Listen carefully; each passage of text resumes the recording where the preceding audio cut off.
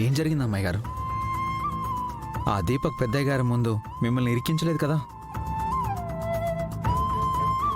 వాళ్ళకి నన్ను ఇరికించే అవకాశం వస్తే ఇరికించకుండా ఎందుకుంటారు రాజు? మందారాన్ని అడ్డుపెట్టుకుని నిన్ను కలవడానికొచ్చానని నాన్నతో చెప్పాడు. చెప్తే చెప్పని రాజు, మందారం గతం మర్చిపోయింది కాబట్టి, దీపక్ అత్తయ్యలు చేసిన ఘోరాలన్నిటినీ మర్చిపోయింది కాబట్టి, మందారం దృష్టిలో మంచి వాళ్లుగా ఉండడానికి వాళ్ల ప్రయత్నాలు వాళ్ళు చేస్తున్నారు. మందారంకి గతం గుర్తుకు రావడానికి మన ప్రయత్నం మనం చేస్తూ ఉందాం రాజు. మందారంకి గతం గుర్తుకొస్తే తప్ప మిగిలిన సమస్యలకి సొల్యూషన్ దొరకదు.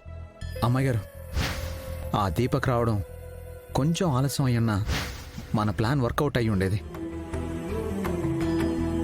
మందారంకి కొంచెం కొంచెం గతం గుర్తొస్తుందనే టైంకి దీపక్ వచ్చాడు. అత్తయ్య వాళ్ళు మందారాన్ని ఒంటరిగా వదిలేలా లేరు రాజు.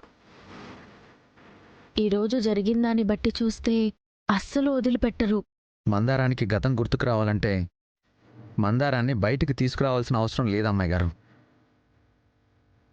ఇంట్లో ఉన్న గతం గుర్తుకు వస్తుందన్న గ్యారంటీ ఏం లేదు.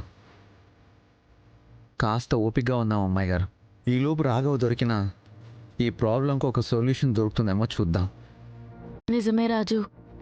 అమ్మాయి గారు, మీరు కూడా మందారాన్ని ఒంటరిగా వదిలి ఉండకండి. సరే రాజు. సరే అమ్మాయి గారు, చిన్న పని ఉంది, ఆ పని చూసుకొని ఇంటికి వెళ్తాను. అక్కడేమన్నా అయితే నాకు కాల్ చేయండి. అలాగే రాజు. బాయ్. బాయ్ అమ్మాయి గారు.